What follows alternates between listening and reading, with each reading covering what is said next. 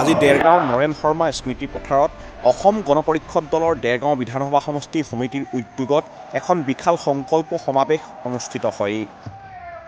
এই সমাৱেশত উপস্থিত থাকে অসম চৰকাৰৰ কৃষি, পশুপালন, অসম চুক্তি ৰূপায়ণ মন্ত্ৰী তথা অসম গণ পৰিষদ দলৰ সভাপতি অতুল বৰা, কাৰ্যকৰী সভাপতি কেশৱ মহন্ত, বৰপেটা লোকসভাৰ সমষ্টিৰ সাংসদ ফণীভূষণ চৌধুৰী, অগপৰ বিধায়ক প্ৰদীপ হাজৰিকা, অগপৰ বিধায়ক পুনাকন বৰুৱা, দেৰগাঁও বিধানসভা সমষ্টিৰ বিধায়ক ভৱেন্দ্ৰনাথ ভৰালী, অগপৰ উপসভাপতি তথা মুখপাত্ৰ নুৰুল চুলতান, অগপ দলৰ গোলাঘাট জিলা সমিতিৰ সভাপতি ডক্টৰ নিপেন বৰুৱা, অগপ দলৰ দেৰগাঁও বিধানসভা সমষ্টিৰ সমিতিৰ সভাপতি প্ৰশান্ত ফুকন আদি কৰি দলৰ নেতৃত্ব আৰু বিষয়ববীয়াসকল উপস্থিত থাকে। উক্ত সমাৰোহত 15,000তকৈ অধিক অগপ দলৰ সমৰ্থক আৰু ৰাইজ উপস্থিত হৈ আগন্তুক নিৰ্বাচনৰ বাবে দলে দেৰগাঁও বিধানসভা সমষ্টিত শক্তিশালী স্থিতি প্ৰদৰ্শন কৰে।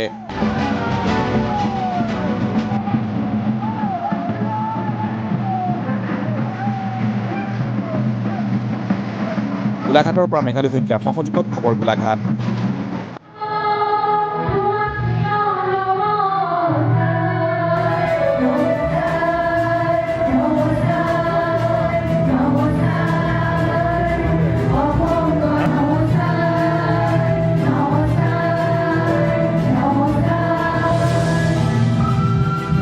আজি দেৰগাঁও বিধানসভা সমষ্টিত অসম গণ পৰিষদ দলে এখনি সংকল্প সমাৰোহ অনুষ্ঠিত কৰিলে। সংকল্প সমাৰোহ অনুষ্ঠিত কৰাটো দলৰ কেন্দ্ৰীয় সমিতিৰ সিদ্ধান্ত আৰু সময়ে সময়ে আমি বিভিন্ন ঠাইত এনেধৰণে সংকল্প সমাৱেশ অনুষ্ঠিত কৰিছোঁ। দলৰ কৰ্মীসকলক আমাৰ মনৰ কথাবোৰ কৈছোঁ, তেওঁলোকৰ মনৰো আমি বুজ লৈছোঁ আৰু এনেধৰণৰ অনুষ্ঠানে দলৰ কৰ্মীসকলক উৎসাহিত কৰে। তো আমাৰ যি সংকল্প সমাৱেশ, এই সংকল্প সমাৱেশৰ যি সংকল্প মই সবিস্তাৰে আপোনালোকৰ সন্মুখতে যিহেতু আপোনালোক উপস্থিত আছে মই কৈছোঁ, গতিকে সেইখিনি আৰু এই সময়ত পুনৰ মই দোহাৰিব খোজা নাই।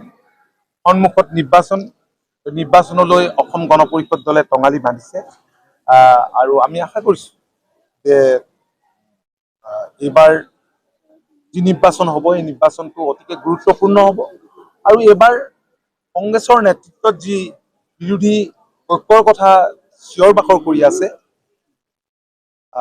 ঐক্যটো আপোনালোকে নেদেখে, অনৈক্যই দেখিব। গতিকে বিৰোধী এইবাৰ মানে ধুইছা।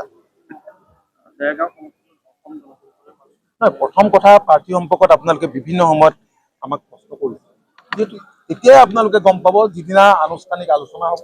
আনুষ্ঠানিক আলোচনাৰ পাছতেই কোন সমষ্টিত কোনে প্ৰাৰ্থিত্ব পাব বা কোন সমষ্টিত আমাৰ প্ৰাৰ্থী থাকিব সেই কথাখিনি আমি স্পষ্ট কৰিম।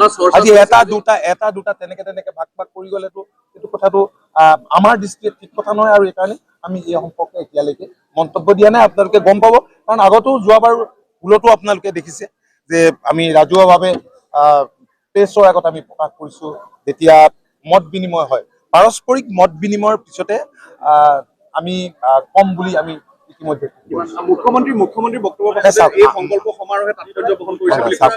মইতো নাই চাওক, এতিয়া মুখ্যমন্ত্ৰীৰ বক্তব্য মোৰ বক্তব্য, কেশৱ মহন্তৰ বক্তব্য গতিকে আমাৰ যিটো স্থিতি, আমি স্থিতিৰ পৰা আমি ইফাল সিফাল নহওঁ।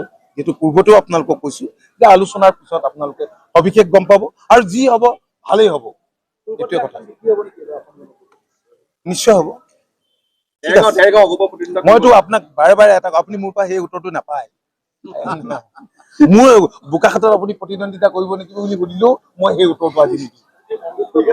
ঠিক আছে, নাই চাওক, নাই মানে মই আমাৰ দৃষ্টিৰে আমি কথা বতৰা পাতিছোঁ। ক'ৰবাত যদি তেনেকুৱা হয়, আৰু পূৰ্বতেও হৈছে, পূৰ্বতে 16 চনতো হৈছে, কি কয় 21তো হৈছে, কিন্তু পৰিৱেশ পৰিস্থিতিত এনেধৰণৰ বন্ধুত্বপূৰ্ণ, যেতিয়া বুজাবুজি থাকে বুজাবুজি, বন্ধুত্বপূৰ্ণ হলে কি হ'ব, বিৰোধীক ৰাস্তা দিয়া হয়, ভোট বিভাজনে বিৰোধীক সহায় কৰিব পাৰে। ঠিক আছে, এনেইতো বিৰোধী নিজিকে, এনেধৰণৰ কথা বতৰাবোৰ হলেহে বা এনেধৰণৰ প্ৰতিদ্বন্দ্বিতা হলে বিৰোধীৰ কাৰণে মানে সুৰুঙা ওলাব। দাদা আপুনি এটা কথা ক'লেই হ'ল, মুখ্যমন্ত্ৰীয়ে কৈছে নাই মই এইবিলাক নকওঁ।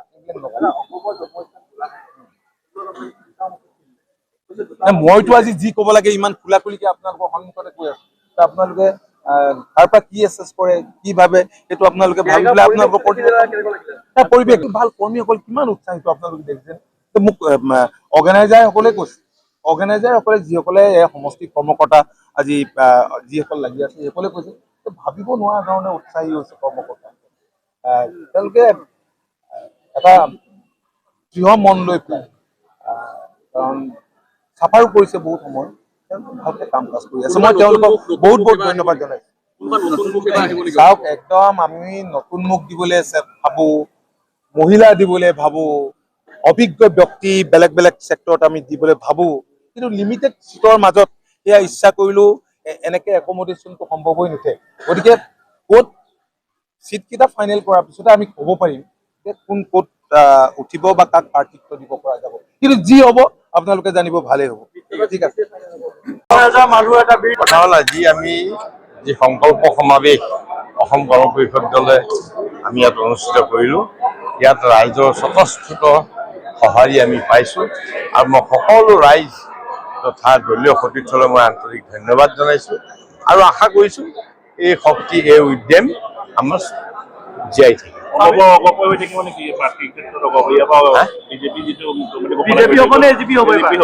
এই সম্পৰ্কত ইতিমধ্যে আমাৰ দলৰ কেন্দ্ৰীয় সভাপতিয়ে আপোনালোকক কৈছে। প্ৰথম কথা হ'ল আমি এতিয়া মিত্ৰতাত আছো। এই সম্পৰ্কত যিহেতু নিৰ্বাচন সমাগত, এই সম্পৰ্কত কেন্দ্ৰীয় নেতৃত্বই আলোচনা কৰিব। মিত্ৰতা সম্পৰ্কত আলোচনা হোৱাৰ পিছত এই সম্পৰ্কত আমি ক'ব পৰা, মানে আপোনালোকে যিটো বুজে সেইটোৱে বুজক, কিন্তু ৰাইজে স্বতঃস্ফূৰ্তভাৱে ওলাইছে, এইখিনি সম্পৰ্কত মোৰ প্ৰতিক্ৰিয়া নাই। নাই, এতিয়া